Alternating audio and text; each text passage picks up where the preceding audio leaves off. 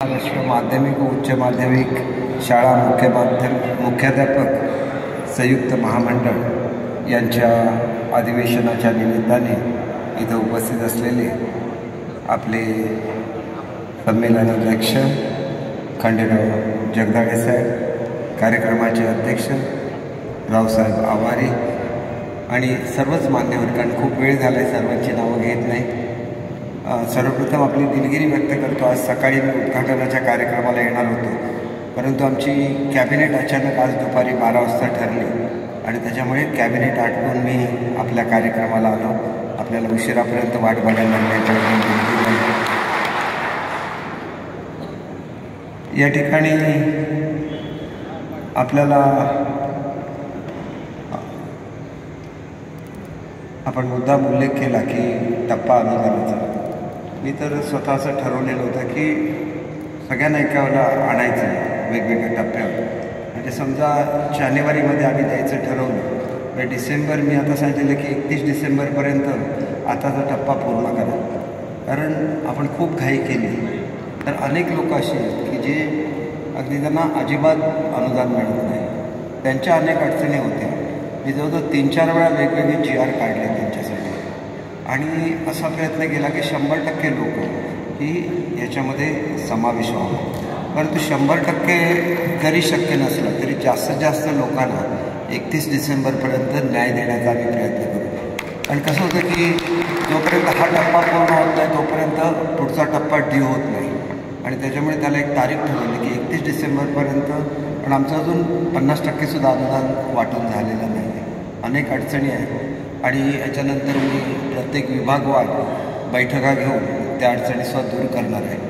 शेवटी आपली एक मागणी अशी सुद्धा आहे की आपल्याकडे मोठ्या प्रमाणात जागा मोकळ्या आहेत. मी आपल्याला सांगू इच्छितो की 30,000 लोकांच्या भरतीचं काम सुरू झालेलं आहे. पहिल्या टप्प्यामध्ये जिल्हा परिषदेचं काम पूर्ण करण्यात येईल, कारण त्यांचं रोस्टरचं काम अपूर्ण होतं.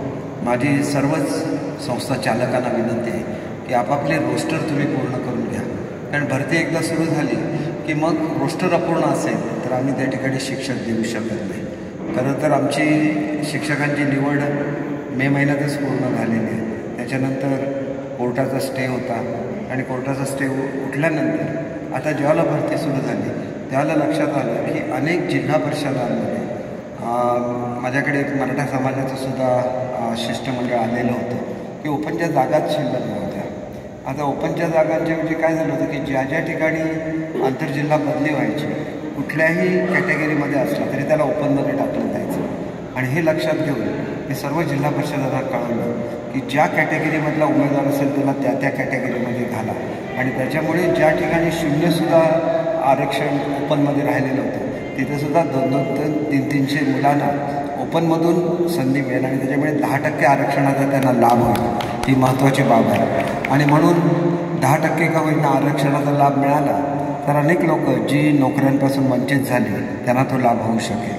जे लोक शिक्षक सेवक कॅटेगरीमध्ये आता भरती होणार आहेत तर त्या कॅटेगरीमध्ये सुद्धा आता पगार आपल्याला माहिती आहे की 4,000, 6,000, 8,000 होता, तो आता थेट 16, 18, 20 असा केलेला आहे. प्रत्येक ठिकाणी जिथं जिथं आपल्याला न्याय देता येतो, उदाहरणार्थ लायब्ररींच्या जागा होत्या 1,500 रुपये पगारावरती काम करायचे, त्यांना जवळ आता मला प्रत्येक आकडा आठवत नाही परंतु 15-16,000 त्यांचा स्वपगार केला आहे. लॅब असिस्टंटचा पगार वाढवलेला आहे. शेवटी आमची इच्छा आहे की सर्वांना न्याय द्यायचा आहे, पण न्याय देत असताना आम्हाला राज्याची आर्थिक परिस्थितीसुद्धा बघायला लागते. कारण एक मोठा असा झुकतं माप हे नेहमी राज्य शासन शिक्षक वर्गाला देत असतं, कारण शिक्षक हे शेवटी पुढची पिढी घडवत असतात आणि त्याच्यामुळे जास्तीत जास्त मागण्या आम्ही पूर्ण करण्याचा प्रयत्न केलेला आहे. कालच आमच्या ज्युनियर कॉलेजच्या प्राध्यापकांचा अनेक वर्षाचा प्रश्न होता. काल मी येण्यापूर्वी त्याचा GR निघालेला आहे. जवळजवळ 281 शिक्षक जे 10-12 वर्ष त्यांच्या संधीपासून वंचित झालेले होते, सगळ्यांना आता मी परमनंट करण्याची ऑर्डर दिलेली आहे. अधिकसुद्धा जे शिक्षक ज्युनियर कॉलेजचे राहिलेले त्यांच्या संदर्भातसुद्धा माझं स्वतःला असं वाटतं की आपण ज्यावेळेला विद्यार्थ्यांच्या हिताचे विचार करतो, खरं तर आज जागतिक ह्याचा दिवस आहे विद्यार्थ्यांचा, म्हणजे लहान मुलांचा दिवस आहे. आणि या दिवशी आपल्याला एक संकल्प केला पाहिजे की चांगल्यात चांगलं शिक्षण हे आपल्याला मुलांना द्यायला लागेल. आणि म्हणून लहान मुलं असतात, कोवळ्या वयामध्ये त्यांची जडणघडण होत असताना त्यांच्यावर मानसिक तणावसुद्धा होता कामा नये. म्हणून आम्ही पेडियाट्रिक असोसिएशन बरोबर करार केलेला आहे. त्याच्याचबरोबर काय सायकॅट्रिस्ट असोसिएशन आहे ज्यांच्याबरोबर चिल्ड्रन सायकॉलॉजी आपण समजून घेतलं पाहिजे. कारण आपण सगळे मुख्याध्यापक आहात, आपण ह्या राज्याला दिशा देऊ शकता आणि आपल्याला ही दिशा द्यायची आहे मुलांच्या हिताच्या दृष्टीने. आणि म्हणून पुढच्या वर्षीपासून आपल्याकडे अनेक माध्यमिक शाळा असतील ज्याच्यामध्ये सुद्धा ज्युनियर सिनियर KG नाही आहे. आपल्याला येत्या वर्षापासून nursery, junior KG, senior KG सुरू करायचं आहे. पहिली आणि दुसरी आणि हे 3 वर्ग असं म्हणून आपल्याला प्री प्रायमरीचं पुढल्या वर्षीपासून सुरू होईल. एका वेळेला संपूर्ण महाराष्ट्रामध्ये करता येणं शक्य नाही, पण किमान 17,000 शाळा ज्या ठिकाणी अंगणवाडी आणि प्राथमिक शाळेची इमारत जोडून आहे त्या ठिकाणी लगेच आम्ही हे सुरू करायचं बघतो आहे. आपल्याकडे जो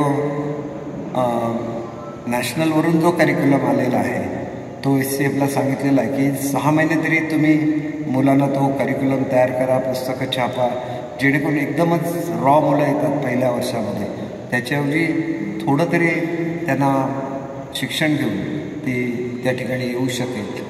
आणि त्याच्यामुळे आपल्याला सगळ्यांनाच बघितलं पाहिजे की प्राथमिक हा एक बेस आहे आणि त्याच्यानंतर माध्यमिक हा त्याच्यावर पुढचा कळस आहे.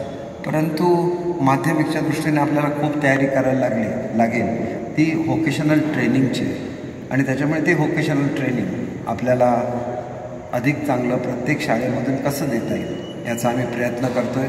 आपल्याला मला सगळ्यांना सांगायला आनंद होतो की नुकतेच आम्ही केंद्रीय मंत्री महोदय, शिक्षण मंत्री महोदय, प्रधान साहेबांची भेट घेतली. मी आणि आदरणीय फडणवीस साहेब आम्ही त्या ठिकाणी होतो आणि मी त्यांना विनंती केली की आपल्या ज्या एडेड स्कूल आहेत त्यांनासुद्धा गव्हर्नमेंट स्कूलचा दर्जा द्यावा, जेणेकरून आम्हाला त्यांना युनिफॉर्म देता येईल आणि त्यांना इतर सुविधा देता येतील, चांगल्या लॅब्स देता येतील. आणि त्यांनी कबूल केलेलं आहे की तुम्ही तुमचा प्रस्ताव पाठवा आणि त्याला निश्चितपणे मान्यता द्या. आणि म्हणून पुढच्या काळामध्ये आपली जबाबदारी खूप वाढणार आहे आणि ही जबाबदारी पेलण्याची तयारी आम्ही सर्वांनी केली पाहिजे. अनेक वेळेला गैरसमजसुद्धा होत असतात की आम्ही विशेषतः जिल्हा परिषदेच्या संदर्भात असा निर्णय घेतलेला आहे की इन्फ्रास्ट्रक्चर जर आपलं बघितलं तर ते खूपच पुअर आहे. याचं कारण असं आहे की आपल्याकडे शाळांची संख्या खूप मोठी आहे, जवळजवळ 75,000 स्कूल्स आपल्याकडे आहेत. तर अनेक ठिकाणी तुम्ही बघता की जिल्हा परिषदेच्या शाळांचं छप्पर कुठे तुटतं आहे, त्याच्यामध्ये पाणी गळतं आहे, कुठे मुलं जमिनीवर बसलं आहे. हे चित्र महाराष्ट्राला शोभणारं नाही. CSRचे पैसे असतात. CSRचे पैसे मी सगळ्यांना सांगितलेलं आहे की CSRचे पैसे कशावर खर्च होतात. तर अनेक NGO असतात ते आमच्याकडून पत्र घेतात शिक्षण विभागाकडून. ते म्हणतात तुम्ही आम्हाला 1 रुपया देऊ नका, आम्ही मुलांच्या हितासाठी काहीतरी नवीन योजना आखतो. आणि मग ते कंपन्यांना अप्रोच होतात, नवीन नवीन ॲप बनवतात, शिक्षकांना कसं शिकवायचं ते ठरवतात. परंतु त्याची गरज आज महाराष्ट्राला नाही आहे. महाराष्ट्राला खरी गरज आहे ती चांगल्या सुविधा देण्याची. आणि त्याच्यामुळे आम्ही जी स्कीम केलेली आहे दत्तक योजना, ह्याचं नावसुद्धा काही संघटना आमच्याकडे आल्या होत्या आणि त्याच्यामध्ये त्यांनी इन्फ्रास्ट्रक्चर शब्द ॲड करायला सांगितला होता. तो सुद्धा शब्द ॲड करून आम्ही तसा GR काढलेला आहे. या ठिकाणी आपण कंपन्यांकडून मदत घेतो की शाळांच्या दुरुस्त्या, नवीन इमारती करणं, नवीन तिथं टेक्नॉलॉजी देणं, नवीन सायन्सच्या लॅब्स देणं, त्या ठिकाणी कॉम्प्युटरच्या लॅब्स देणं, आर्टिफिशियल इंटेलिजन्स देणं, याच्यासाठी आहे. शेवटी कंपन्यांना आपला पैसा जास्तीत जास्त शिक्षण आणि आरोग्यावर खर्च करायचा असतो आणि त्या दृष्टीने आपल्या शाळा जर अद्ययावत झाल्या, विशेषतः जिल्हा परिषदेच्या, तर आपल्याला त्याच्यामधून खूप चांगलं असं शिक्षण हे मुलांना मिळू शकेल. आणि मुलांना एक वातावरण तयार करायला लागतं. ज्यांना नीटची परीक्षा द्यायची आहे ती शाळेमध्ये येत नाही आणि खाजगी शाळेमध्ये ॲडमिशन घेतात. लवकरच सगळ्या खाजगी शाळांचं परीक्षण करण्याचे मी आदेश दिलेले आहेत आणि त्याच्यामुळे नवीन खाजगी शाळा ज्या सेल्फ फायनान्स आहेत त्याचीसुद्धा परवानगी आम्ही सध्या थांबवलेली आहे. सगळा सर्वे केल्याशिवाय नवीन शाळांना परवानगी दिली जाणार नाही. आणि हे जे मुलांच्या हिताचं आहे की त्यांनी नीटची परीक्षा दिलीच पाहिजे, पण अभ्यासामध्ये कच्चे राहिले तर पुढच्या जीवनामध्ये ते अपयशी ठरू शकतात. त्याच्यामुळे त्यांना अटेंडन्स कंपल्सरी राहील हे सुद्धा मी आपल्याला सांगतो आणि माझे 2 शब्द संपवतो. जय हिंद, जय महाराष्ट्र. आणि ते कुठंतरी निश्चित शिक्षण मंत्री आणि मान्यवर पाहुणे जर नाही आले तर आम्हाला वाटत होतं की गिरीश सर असतील, भोसले सर असतील, इथले संजय भाऊ असतील, घोडावत साहेब असतील, यांचं सगळं परिश्रम वाया जाते की असं साहेब वाटत होतं. तुम्ही आलात, खरोखर मनापासून तुमचे आभार मानतो. आणि या ठिकाणी खऱ्या अर्थानं तुम्ही मगाशी CSR फंडच्या बाबतीत बोललात. आमच्यातला एक मुख्याध्यापक आणि एक शिक्षक काय किमया करू शकतो, विनोद पाटील आणि बबन काटकर यांना मी विनंती करतो.